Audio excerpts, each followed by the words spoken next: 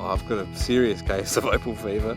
I love getting dusty and dirty and digging out opal. There's a lot out there, but there's a lot of dirt in between. Well, let's hope we're going to find a big one together, eh?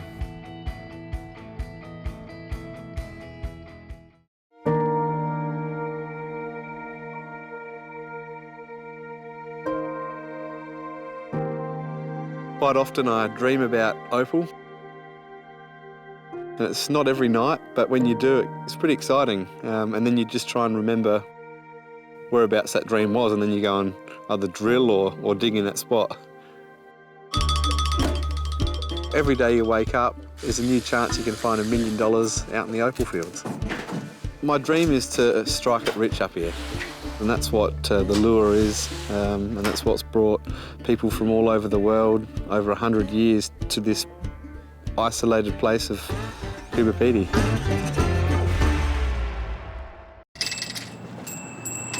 Morning, John. How you going, mate? Good, how are you? How's things? Yeah, good. Not too bad. Yeah, I've just been looking at a bit of opal. Beautiful. That's what we're going to find. I know. Hopefully. We'll come in and have a cup of coffee and we'll talk about the plan. All right, sounds good. Well, I've finished with the bulldozer out there. Yep. I've cleaned it all up for you. It's up to you now to get in there with the excavator and start digging. And Hopefully it's loaded with opal. it will be, don't worry. Good luck. All right. And I'll be out there to check on you.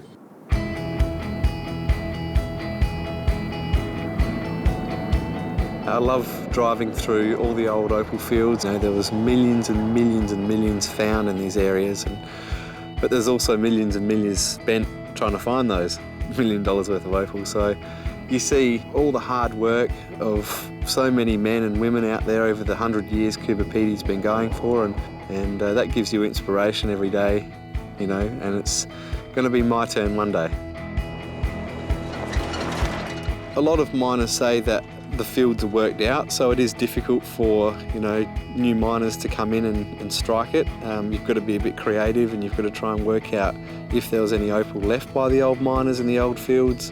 But it is very, very difficult and hard at times. You know, you're sort of working on the edges of all these old fields, just trying to find the scraps. There's not many people out where I'm working. You know, you might see a few miners travelling on the road, going up to, you know, their opal fields, but I might see, you know, if I'm lucky, 1 or 2 people a week out there. So it is very isolated. I've got a serious case of opal fever. I love it more than anything.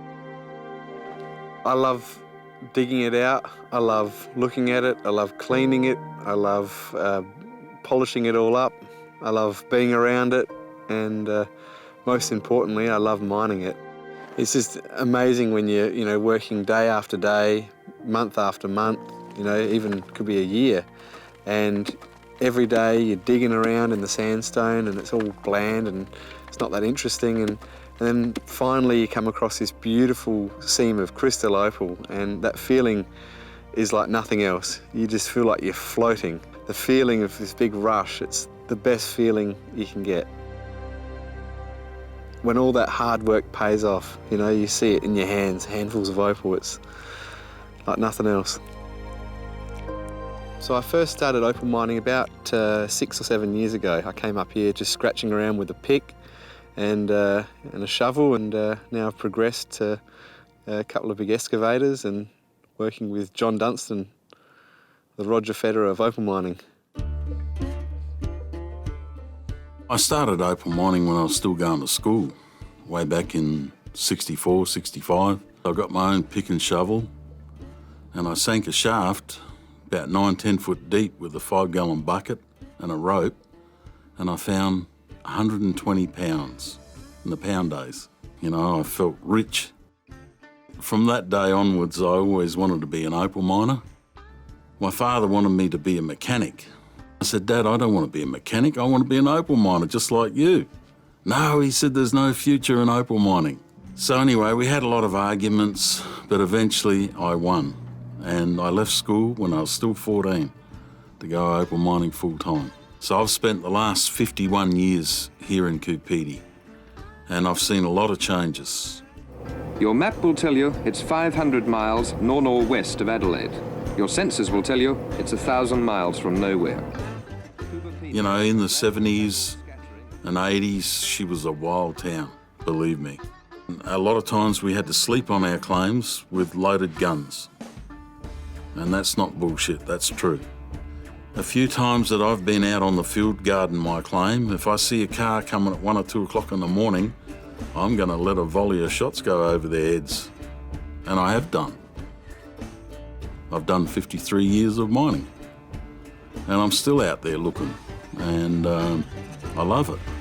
And especially when you meet a nice young fella like Justin, he sort of motivates me a bit now. I'm excited about these bloody faults in the ground here. It's unreal. Where we're working at the moment, I worked there back in 2011 and I found a couple of $100,000 there.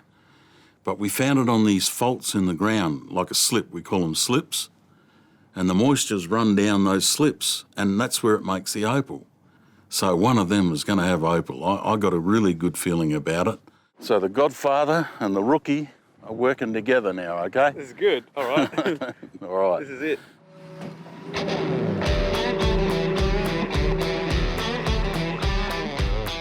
And there's still plenty more out here. A lot of people say that only 5% of the opal's mined in this 5,000 square kilometres of opal fields out here. So there's still a chance for anyone. There's a lot of opal out there, but there's a lot of dirt in between. There's not really any books or courses you can do to become an opal miner. You've just got to understand from the old timers what certain fields and characteristics they had to sort of attract opal in certain parts of the ground. I want to gladly pass on my knowledge because I'm getting over the hill, right? I'm 67 now, so I don't know how many years I've got left for mining, but hopefully I've got another 10. All right, lead the way. You go and show me where this opal is. All right. I love getting dusty and dirty and digging out opal and dreaming about opal. That's my life, and I'm never going to change. Oh, good. I got one here, but it's chalky potch. Oh, it is draining when you're not finding opal, and that's most of the time. You know, if you found it every day, it wouldn't be worth what it's worth. Justin, when we come up, you're going to have to take this side down a bit, get back to the solid ground. Some of the conditions that you experience throughout the year out in the opal field could be, 53 degrees in the shade. You know, there's dangers and risks of, snakes and things that want to have a piece of you. I reckon by this time next week, when we hit some of those slips there, we'll be on it. There's no guarantee when you're going to make a find. You know, you could mine for a year or 2 years without getting a pay. So what do you do in the meantime? So that's the tough thing.